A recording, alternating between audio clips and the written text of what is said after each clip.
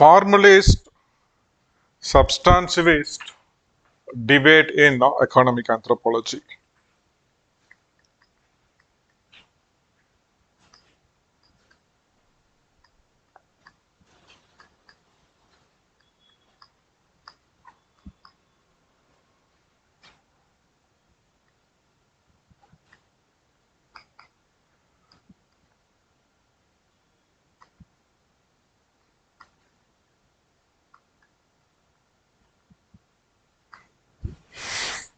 Formalist and it's a very simple debate.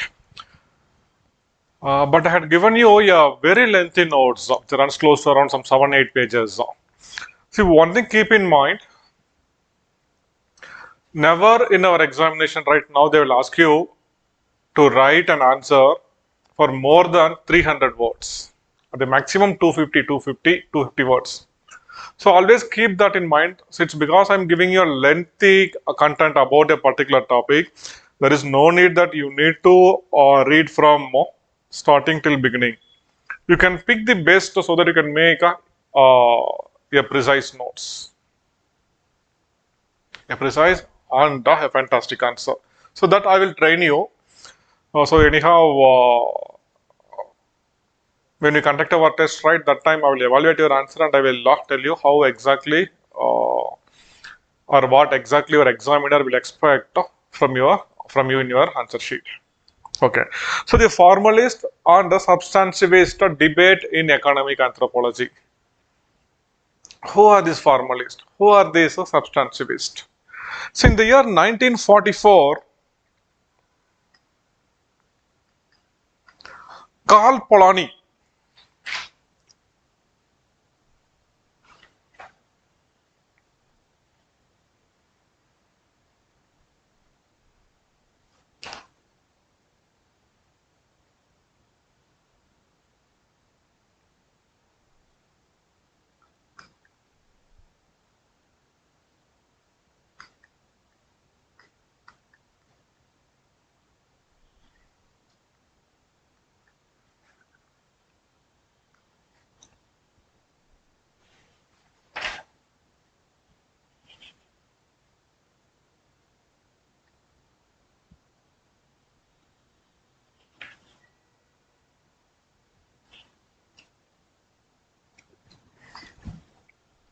the year 1944,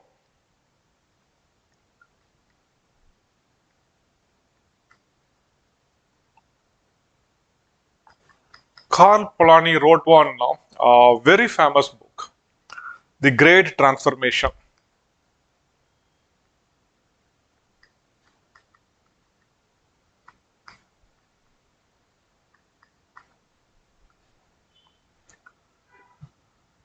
In this book, he discussed about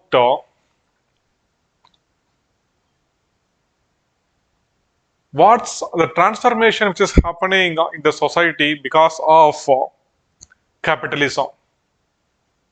In fact, he starts his book from the very first statement that the 19th century civilization have died. By 19th century, he then referred to the then European and American civilization. So he made it very clear that how the rapid change in society, how the capitalist form of society is transforming the society, and what are the values which we are losing in our society. For example, the term like poverty. The term poverty was never heard prior to 16th century. Nobody used the word poverty. And unemployment, this term unemployment, right, was totally uncommon prior to the Industrial Revolution. In fact, right, it is Carl Polanyi who even coined the term substantivist or substantivism.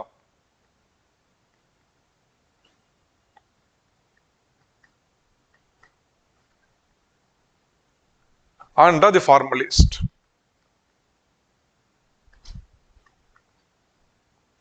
So who are these formalists? Who are these substantivists? So before that, I'd like to explain you one important thing. The economic aspiration of people varies from place to place, region to region, culture to culture, society to society. People have a different economic orientation.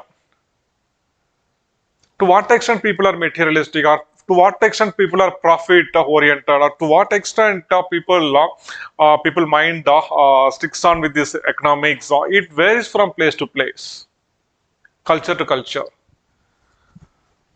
So not every single human being thinks about only making profit, only making profit. This I would like to explain you using two examples. One particular place in our country, I better do not want to name that particular region. So it happened during our college days. We went there for a short tour. We went there to one very famous waterfalls. On that waterfalls, it is there in the middle of a jungle. We need to travel a lot in guard session in the forest to reach that place. After reaching that place,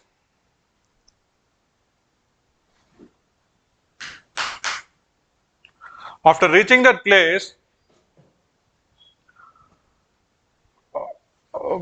we were very tired actually. We were in fact very tired.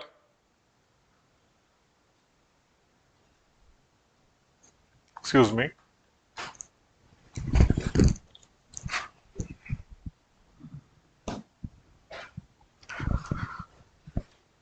And while returning back, a few of our classmates who are girls, right, they couldn't tolerate that long journey, that guard section, and we started vomiting.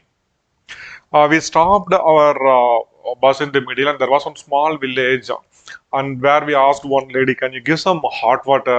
Few of her people are not fine. Can you give some hot water?"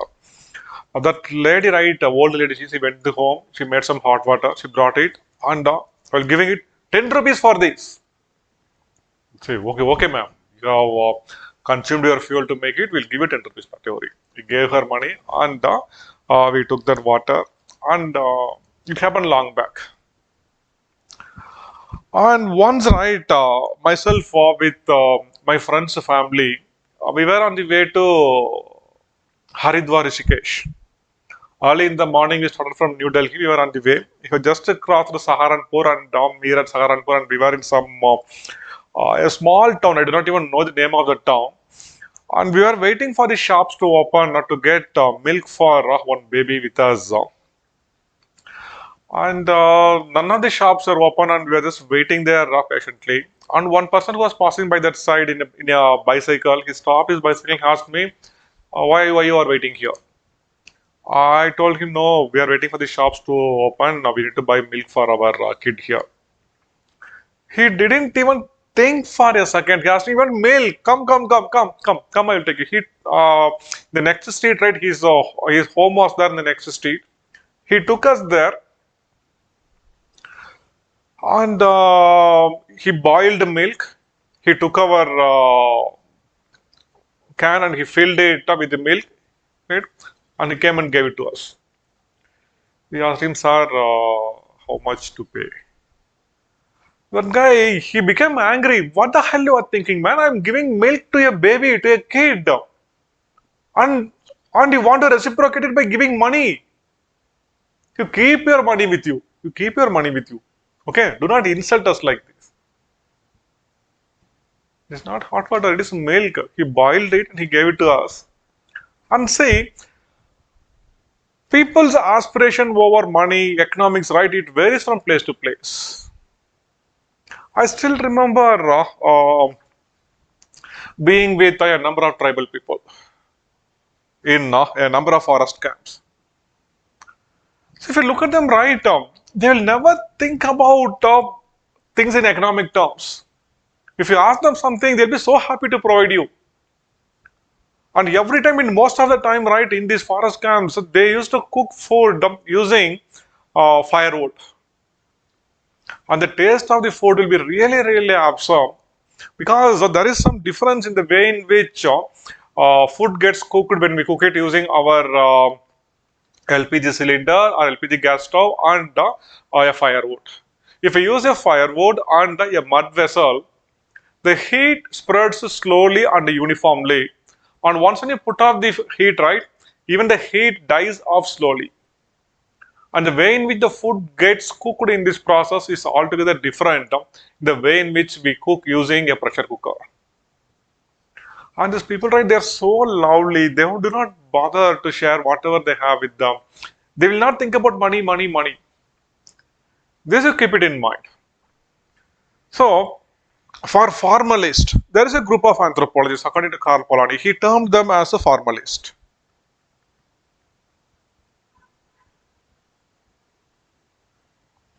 They derive their inspiration from neoclassical economics.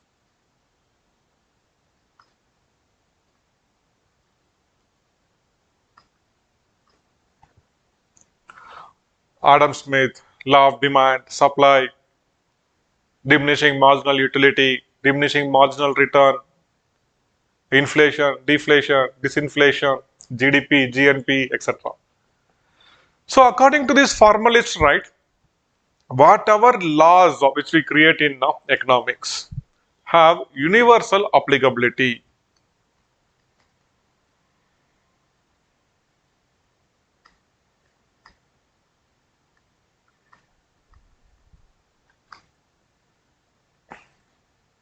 Universal applicability. Be it the Jaravas or be it a Sethji in Gujarat.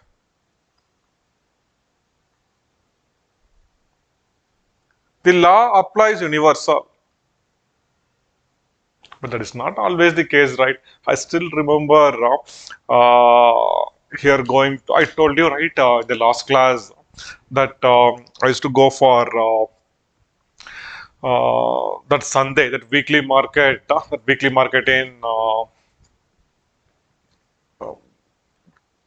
in the town in Mysore district. I still remember when I used to buy vegetables there. Once, right, one guy by mistake, right, he put one spoiled tomato in that.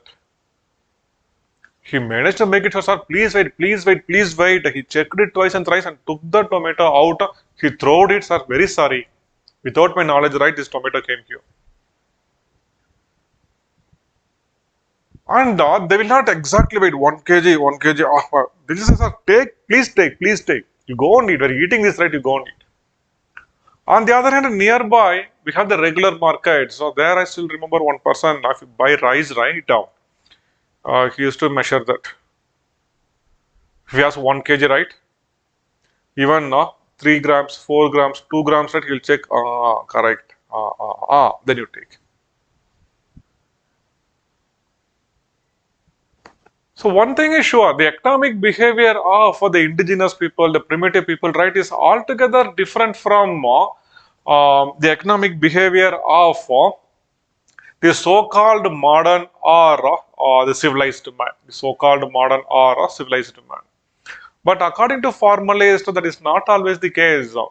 So whatever laws which we make, right, we can apply it to every single people.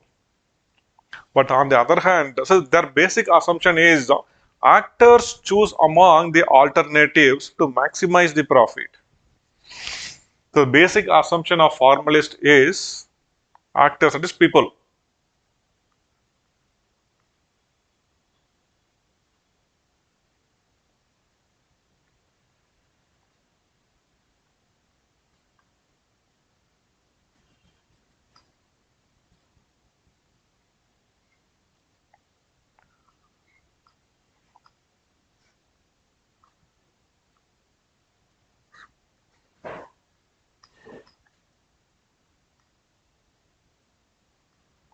To maximize their preference.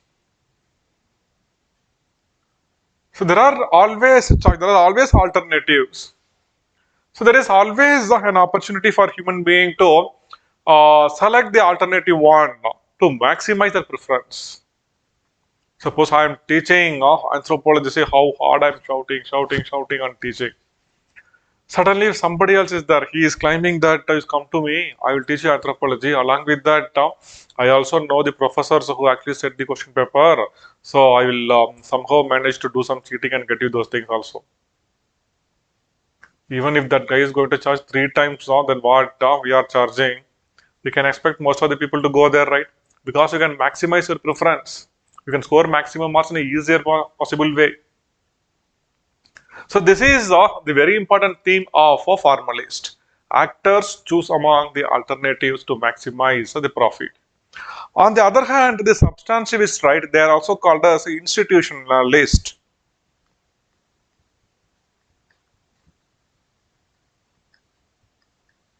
They are also called as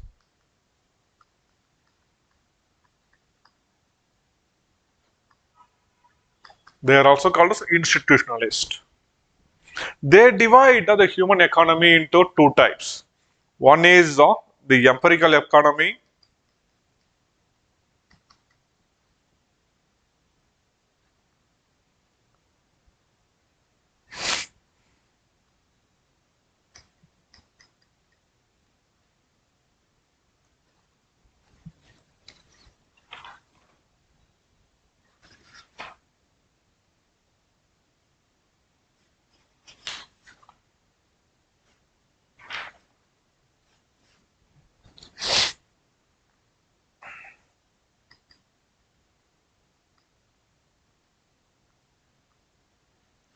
And the other one is modern economy or market economy.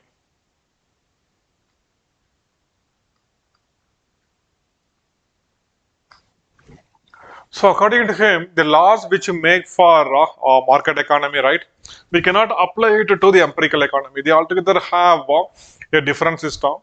That means we do not have universal applicability of economic laws.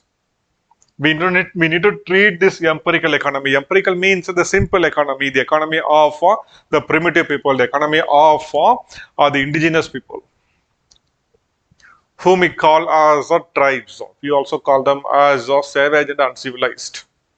And we really do not know what the civilized people do in the name of civilization.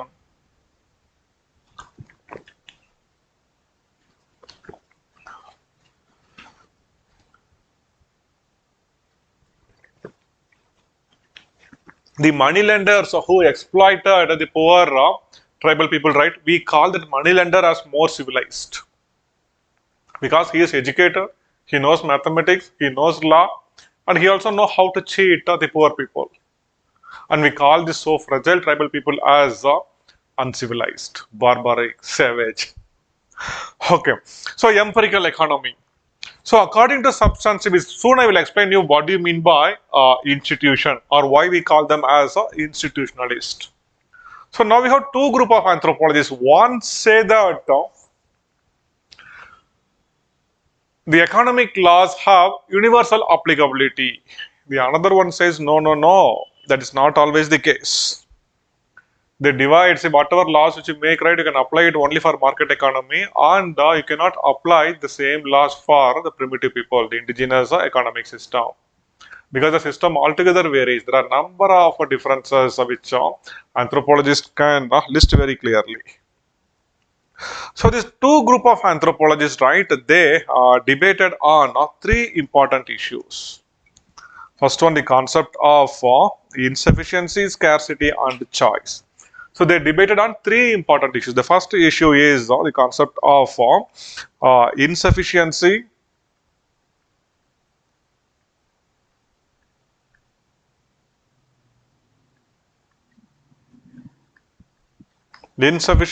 scarcity and choice. The concept of insufficiency, scarcity and choice. The next debate is on types of economy.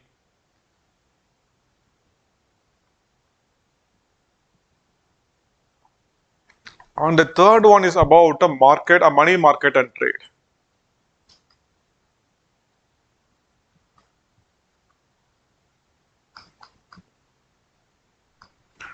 Money, market and trade.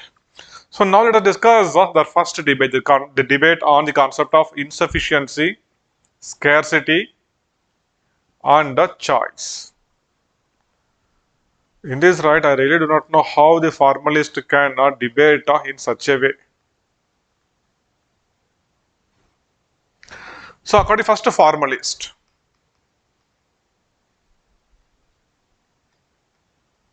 According to formalist, right, scarcity is always universal because we human beings have unlimited desire. Unlimited desire. We will not be happy with the what we are having. We just keep want to make more money. I don't know for whom we will be making. So as a human, desire is unlimited. The resources to supplement our desire is very limited. So scarcity is always universal. Scarcity is always universal. So for formalist, the scarcity is because of insufficiency of means.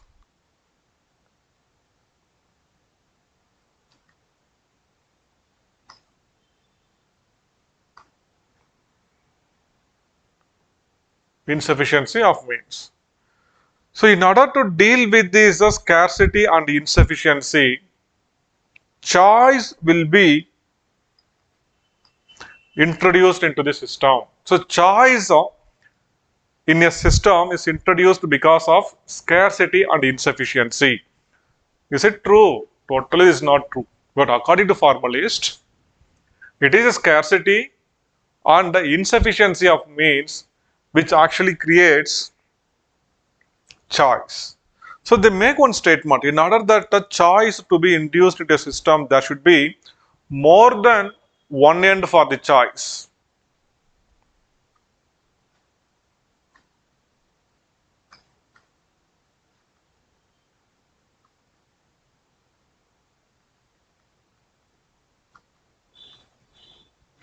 And this more than one end, right, should be ordered in a sequence of preference.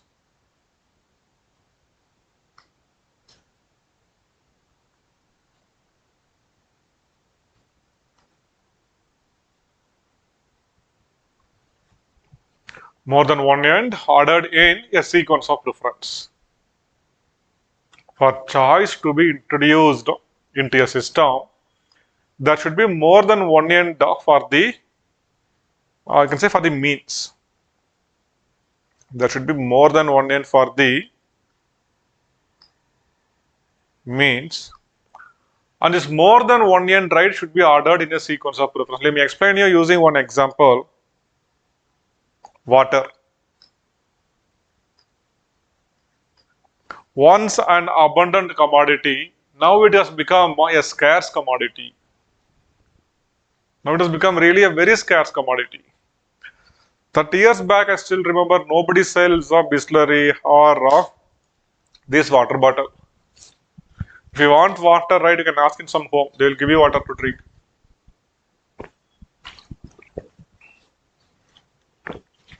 But now this has become a very scarce commodity. So, to introduce choice, right, there should be more than one end. That means there should be more than one use for the water. Yes, we can use the water for drinking. We can use it for cooking, cleaning, gardening,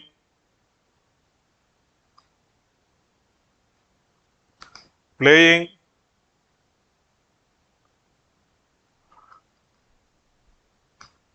feeding our pets. There are a number of uses, right, for which you can put water. And suppose if there is scarcity, we are in a position to order this in a sequence of preference. If there is scarcity, first use it for drinking, then cooking, cleaning, gardening, playing, and all, just do it later. Our pet animals are there. They will die without water. You feed them. So here there is one means. Water is a means here. There are more than one use for the means. This more than one end, right, can be ordered in a sequence of preference. And now we have a choice. What you are going to do with this? Whether you are going to drink the water or you are going to play with the water. The choice is yours. Okay, so the choice is introduced into the system mainly because of insufficiency and scarcity. Insufficiency and scarcity. So it is the insufficiency and scarcity which brings choice into the system according to formalist. This is something very wrong. Substantivist, they refuted this saying that insufficiency of means right is not, scarcity and insufficiency is not responsible for choice. Sometimes it's the abundance of means right which introduces choice into the system. So they explain the theoretical stand like this: as there is a choice of means without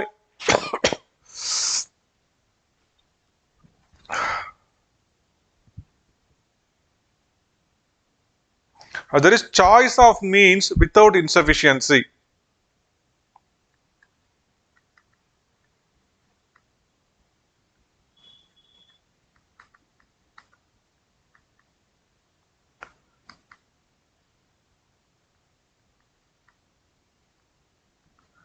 There is also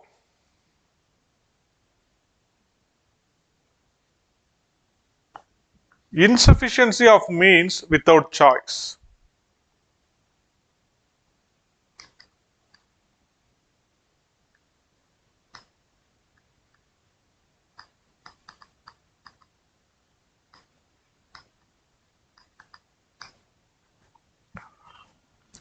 So the substantivists say that as there is choice of means without insufficiency. So during Diwali season, if you take our ladies for shopping, to shop some textile goods, if you take them to Karol Bagh, if you take them to Connaught Place, do you think is there any scarcity of means? Is there a scarcity of textile materials there? There are abundant materials, right? Showroom after showroom, showroom after showroom. So we have abundance of means here. So there is choice of means without insufficiency. There is no insufficiency, but there is choice here. At the same time, there is also insufficiency of means without choice. At times it happens. One good example is our whole telecommunication departments. Insufficiency of means without choice.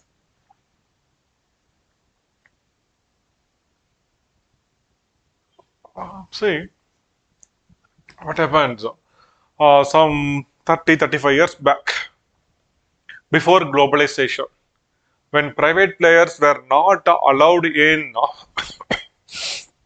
and private players were not allowed in a telecommunication department. This Bharti Airtel, Vodafone,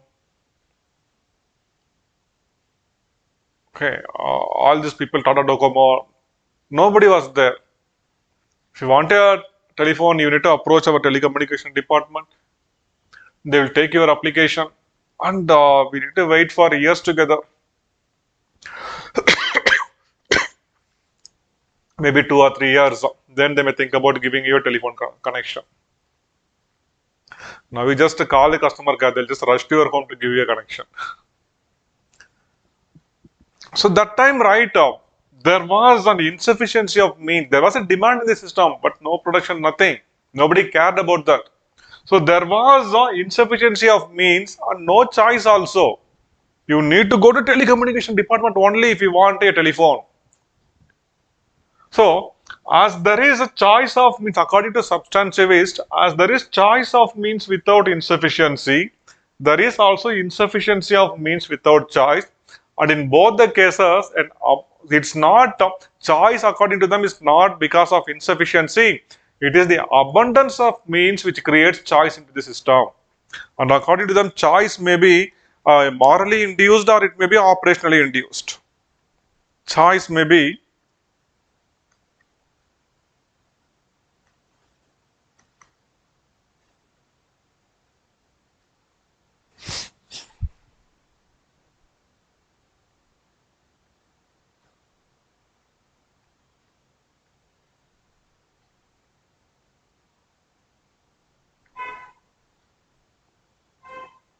choice may be a moral choice or it may be an operationally induced choice. So moral choice means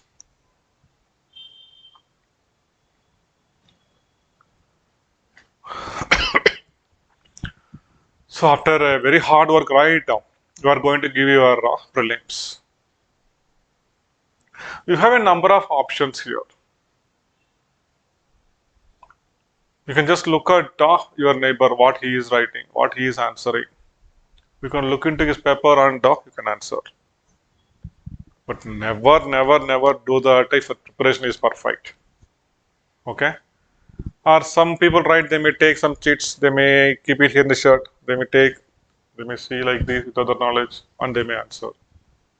Or a few people, no, no, no, better I will answer with what I have read using my hard work.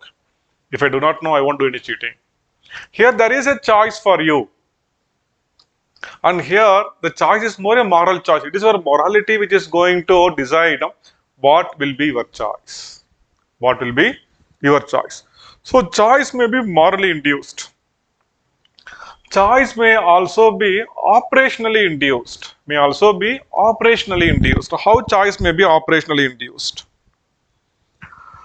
So earlier, I still remember during my school days, if you want to write an examination, write pen means you can either have a Camlin pen or the Hero pen. Only two pens used to be there. Hardly you have any choice. But now, from international brands to all the local pens, if you go to a stationery shop, there are abundant materials now, and it depends upon your preference. So here the choice is operationally induced. Which one you are going to choose? It is operationally induced. And in all the cases, according to him, the abundance of means creates more problem with choice. It's the abundance of means which creates choice. Dalton, he is another substantivist. He, according to him, right, scarcity is a socially induced phenomena.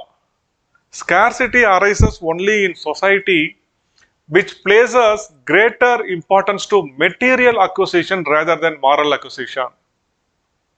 In primitive societies where the desirable objects themselves are limited, scarcity does not occur.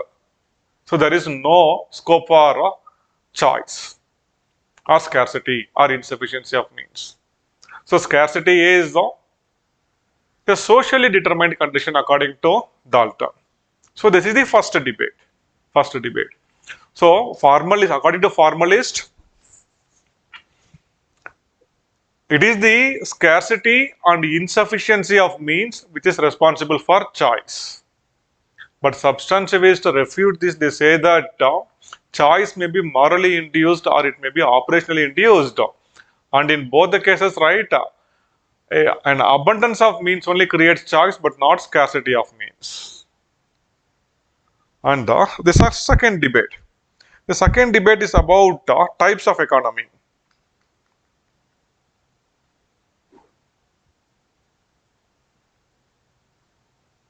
Types of economy.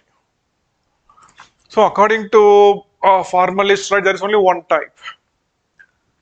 There is one type. And whatever laws which we make, right, it has universal applicability. It has universal applicability.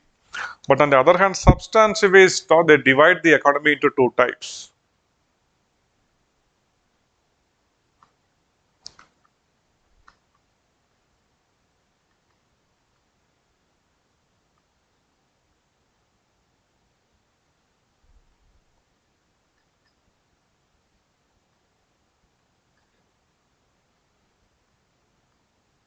Empirical economy and market economy. According to substantivists, according to Karl Polanyi, empirical economy is an Instituted process. Earlier we discussed what do you mean by institution. It is an institution which sets norms and values in the culture. Marriage is an institution. Family is an institution. Kinship is an institution. Our political system is an institution. Religion is an institution. An institution is capable of creating norms and values, and it expects people to follow these norms in their day-to-day life. So, according to Karl Polanyi, empirical economy is an instituted process. And he later explains what do you mean by institution and what do you mean by process.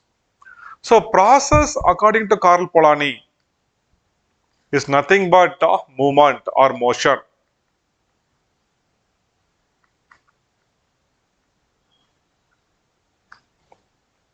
This movement, right, he divides into two types. One, it is locational movement,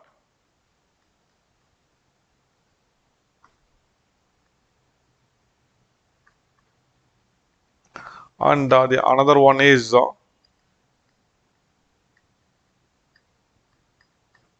appropriation movement. Locational movement and appropriation movement. So, locational movement means this refers to movement of goods. Appropriation movement means where the goods change hands. Suppose if somebody is, so this is our, say, New Delhi. We have one huge wholesale market here, vegetable market, Sabji Mandi. Okay, and there is one place here, say Karnal. And if a farmer grows wheat here, to sell the wheat, he need to move the product from Karnal to New Delhi, which is the locational movement.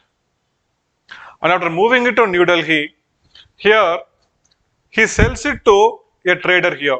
It changes hand. That is appropriation movement.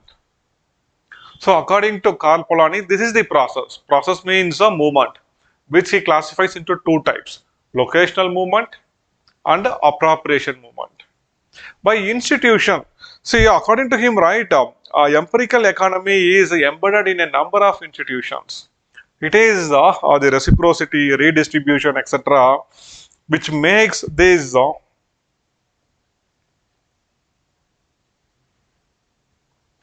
which makes an empirical economy an institution.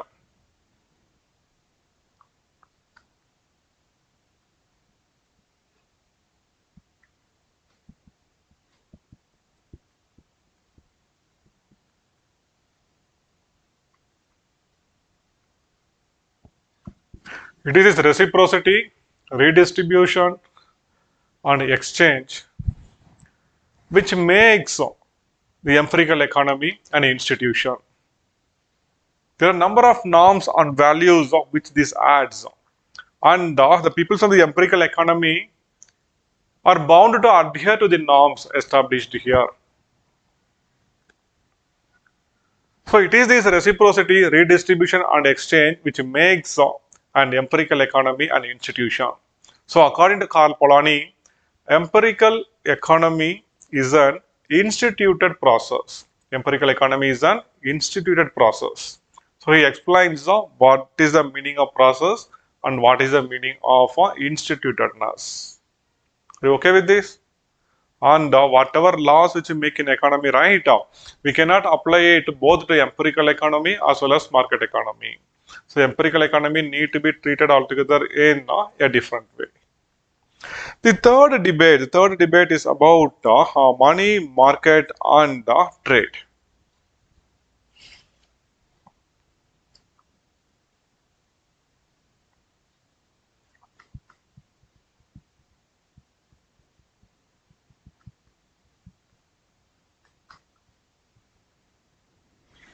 So according to formalist, market is the locus of it is where we do the thing. It's a locus of trade. Market is the locus where exactly the trade happens, the locus of exchange. Money is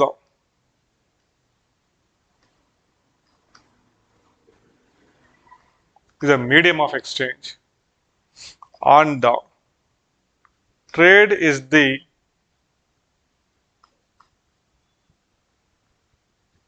actual exchange. According to formalist, market is the locus of exchange. Money is the medium of exchange, and trade is the actual exchange. Excuse me.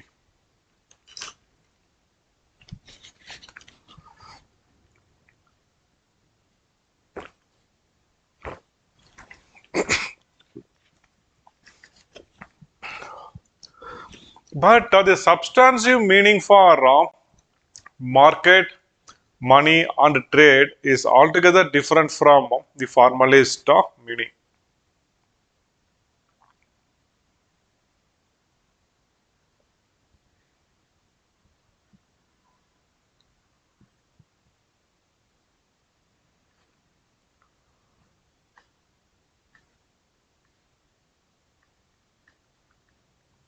According to substantivist, trade.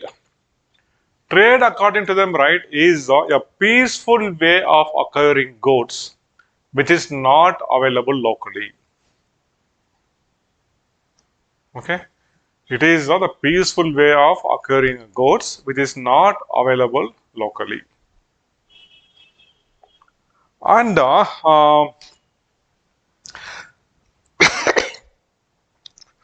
trade is not as much an individual activity. Trade is a group activity where a group of people meet, and one purpose here is the exchange of goods. There are a number of other purposes for which the people meet here. Okay, then the substantive definition of money, right, is altogether different. Actually, is altogether different. See, in the empirical economy, right, see, in market economy, money used is all-purpose money.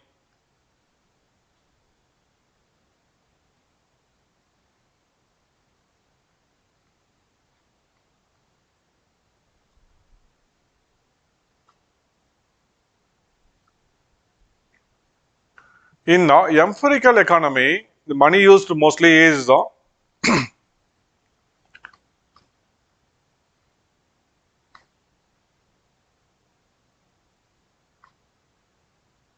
special purpose money, like rice money, the brass rod, tobacco in Siberia, etc. So here in modern economy, money itself becomes a commodity, and the price for that is the interest. Karl Polanyi also speaks about one more money called as ideal units. So what are ideal units? Ideal units, right? This looks like these are not money. These won't look like money, but these are money. For example, a check which we use, that is not a currency, that is not a legal tender, right? But still that carries the value of a money as long as it is within the date. A money lender, right, makes a ledger, he maintains in his home. That is his asset. It has the value.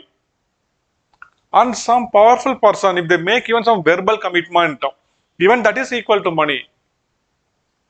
If a powerful person, right, if a person who is having a lot of status in the society, if he commits, hey, tomorrow you come to me, I will give you 500 rupees. This is just a verbalization. But that person, right, another person who receives that, he say, yeah, tomorrow he is going to give me 500 rupees. So give me this, he can buy. Here, even that verbalization, that verbal saying, right, that carries the value of money. This is called as ideal units according to Karl Polanyi. Then market, right,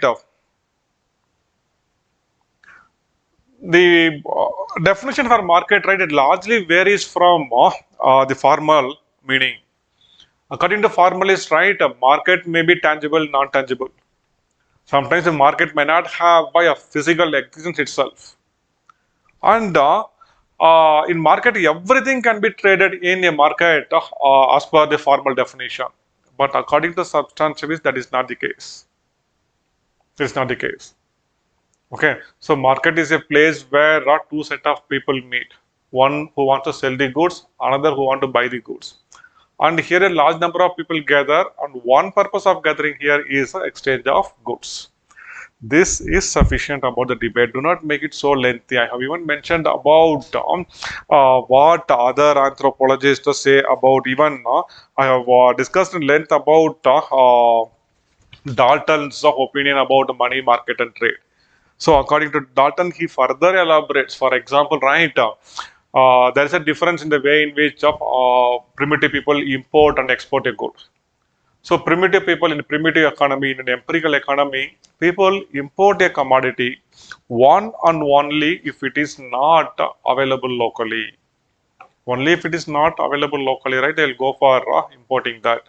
But in modern economies, right, people import the commodity even if it is available locally, provided the imported commodity, the imported same commodity has some superior value or a lesser price. So just go through it. Later, you can also see what exactly the other anthropologists, for example, Paul Bohannan. Paul Bohannan, he is a substantivist. He say market economy, let's say primitive economy is multicentric. Okay, there are number of differences between primitive economy and the market economy. But the formalists, they argue that that is not always the case. For example, Lickler and Scott, they question why there should be a substantive meaning for economy. In one large community, for example, if you look at the city like Mumbai, so it's a large community inside which, right, we can see people having local orientation, people who have international orientation. We can see all type of people here. And is it possible here to demarcate where the formal meaning ends and where the substantive meaning starts? It is not always possible. And many say economics is easily adaptable to all the people. It's not like it's so it's it's not flexible. The economic meaning, right? See, according to formalists, the economic laws are largely flexible to accommodate any section of the people. On the other hand, right, a substantivist like Paul Bohannan says that basically, right, anthropologists are not going to ask the same set of questions which an economy is going to ask.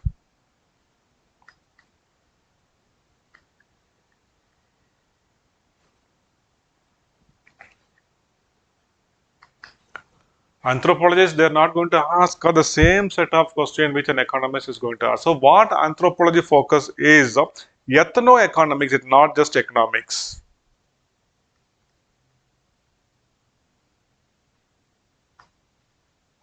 So guys, do not waste your time much in reading the entire content of the formalist substantivist debate which I had given you. Once again, I like to make it very clear. See, at the maximum, you will be in a position, you will be asked to write for 300 words.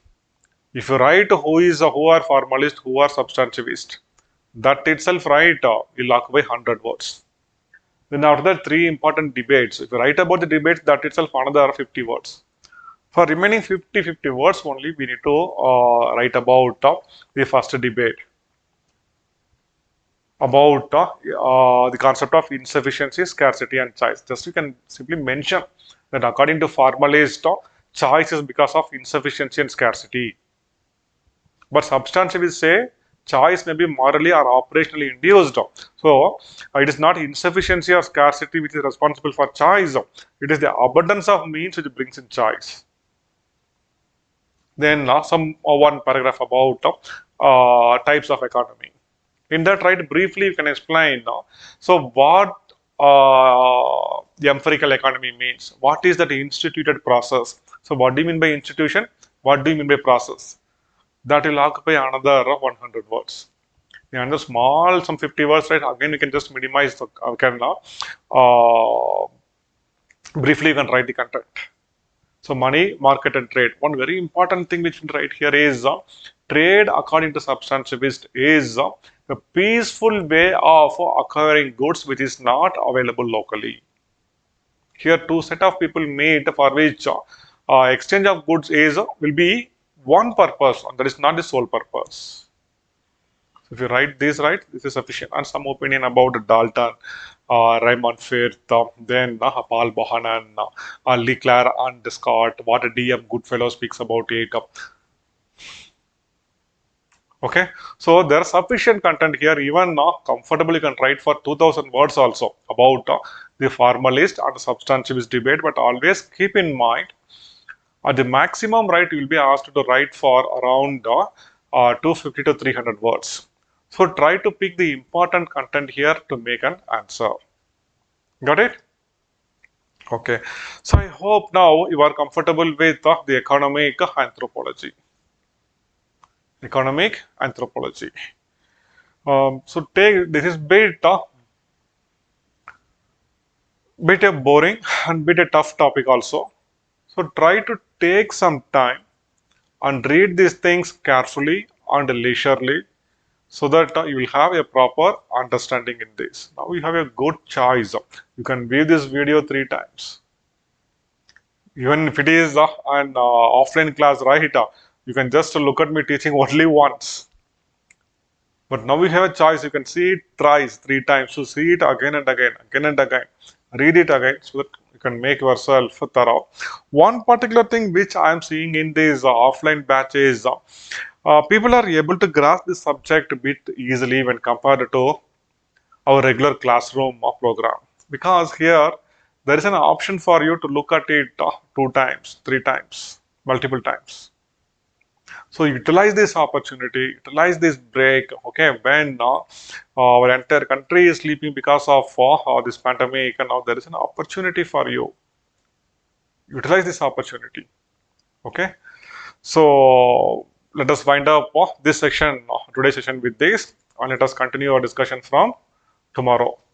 Until then, thank you. Bye bye.